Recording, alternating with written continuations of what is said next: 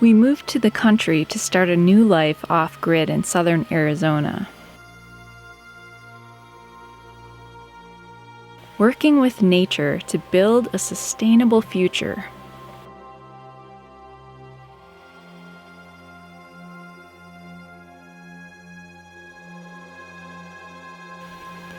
But sometimes, especially out here, nature can be harsh and dangerous.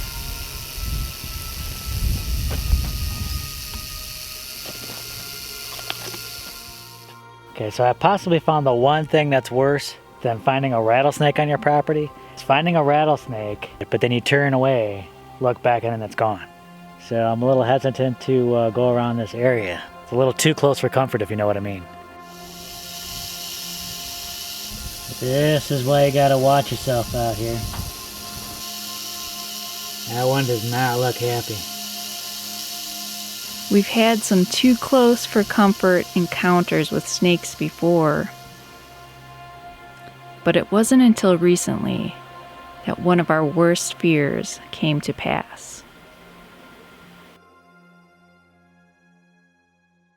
Course number 5 has begun. 2 bags in. How you feeling? You ready? You ready to get it done? Yep. We've just started building our own house, starting with the root cellar, because food storage is crazy important here. Now we're excited about this build. We're trying to get this done as much as we can before winter.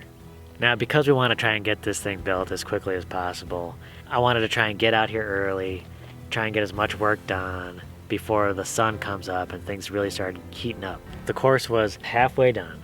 We wanted to get out there early to finish that up because you don't want to leave those untanned bags just sitting there. So my idea was I was going to get out early, take crew, go for a walk. It was like 5 a.m. The sun hadn't even really risen yet. For some reason, crew loves to go outside the gate, especially in the mornings.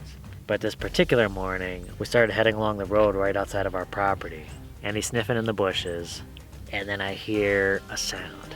It was kind of quiet, but it did sound like a rattle. I was looking around trying to find this thing because I wanted to know where it was. Well, unfortunately, crew found this thing before I did, and I seen him jump back, and then I saw it. Yeah, it was a tiny little baby rattlesnake. It couldn't have been more than 6 inches long. When I saw that, my heart just sank and I didn't know what to do. I brought him back to the trailer. By this time, Jessica was up and she was getting ready, and I'm sure you were not expecting when I came in. I came in and I was like, take a look at his face, and you're like, what's going on? I think he just got bit by a rattlesnake, but I wasn't sure because he jumped back. I was hoping maybe he avoided it. But what did you see when you looked? I definitely saw a bite mark just above his nose on his muzzle, and it looked like there was liquid on it, so it was a wet bite, which means he got injected with that venom. I was just hoping that that wasn't the case, and then she said, yeah, there are definitely bite marks on there. I'm like, oh man. So we're freaking out. His face was already starting to swell up, and you could tell he was in pain. And this is only minutes after the bite. We did wash off the area just in case there was that venom near the surface, and we were wondering, like, should we put ice on it because it's swelling up? And we found out that's probably not something that you want to do because it might kind of hold the venom in that area. What you really want is for the venom to work its way out slowly. I was scared. He was kind of snorting and making some noises, and I was afraid maybe you wouldn't be able to breathe or something. Breathing was definitely a big concern, but we're out here kind of in the middle of nowhere. I think there are places in the town close by, but they didn't open up for a while. So our only recourse was to go to like the next biggest town, which was an hour drive away. It was the worst day. Yeah. It was the weekend, and a lot of these vet places were just closed on the weekend. So we headed out to the nearest vet hospital. We figured that would be open by the time we could drive there, and we loaded crew in the back of the car. His face was swelling even more at that point. He was vomiting and he was in a lot of pain. He was just kind of laying there with his eyes closed. Crew was definitely crazy. I mean, on the way there, he happened to see a dog walking along the street while we're driving in, and then he still wanted to go after that dog. Yeah. Despite the puffy face, just having been bit by a rattlesnake, he was still like, I gotta get that dog. And that worried me too, because after you get bit by a rattlesnake, generally you want to remain calm. You don't want your heart racing because that pumps the venom through your system faster, and that can be bad. So we're trying to keep him calm in the back, but it's really hard, especially making a long trip like that. And so we got to a place, and we still had to wait there for a little bit for them to open. They had so many restrictions at this place because of COVID. We had to call in. You cannot go inside this building. They won't let you inside. You have to call for everything. So you talked to someone on the phone for a while, and they gave an estimate. Treatment with the anti-venom would have run $1,500. Now at this point, Crew, he looked more alert. The swelling wasn't getting any worse. He didn't have any other symptoms that he was showing. After talking with my brother, he knows a lot about animals already, and then he was doing a lot of research while I was talking to him. So he kind of reassured us, Crew's a big dog.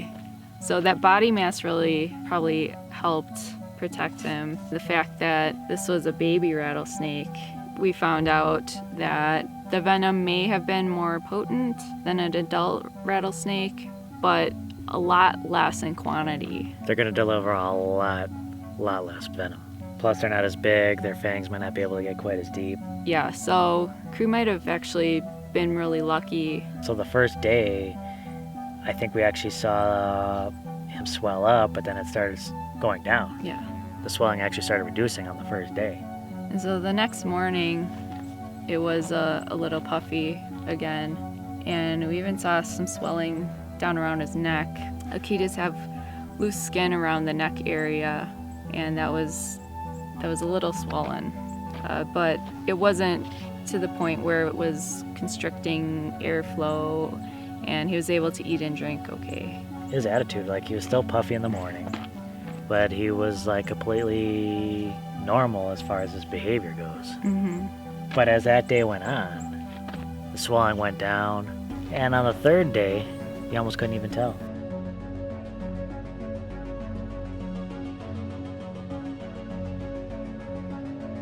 When we went to the store, I picked up some supplements to help his system support the liver and the kidneys.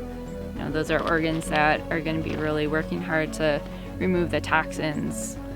And I didn't want him to experience any organ damage because of this. But I feel like, rattlesnakes, it's almost like playing Russian roulette. There's so many factors that go into the severity of a bite like that. You never really know. And despite all having to take care of Crew and worrying about what was going on with him and trying to keep an eye on him, and we still had to keep building on our home, on the root cellar. We started a course. It's half done, still not tamped, and you want to get that finished and tamped before your mix dries out. Otherwise, it might not be as strong. We had to get back out there. We had to keep working. We had to finish that row, and I had to tamp it tight. We were able to do that, and we got that done. And take care of Crew. Incredibly scary. Yeah. So I really feel like that needs to be part of designing our home out here in our property, is considering rattlesnakes, keeping them away from areas that we are going to be in, and just being very cautious as we can be. I hope in the future it'll be a little safer, as we get things more established and suited to living out here. So that was really scary. Definitely something you don't want to see happen. But luckily, Crew made it through. He's happy, healthy, completely back to normal, completely being the stubborn butt that he likes to be. And our build continues. What did we just finish? Course number 6? Very exciting, and we're just going to keep on building from here. I don't think it'll take us too long. We've really been tearing through those courses. Thanks for joining us along on this. Such a huge relief. All right, we'll catch you on the next video, everyone. Bye.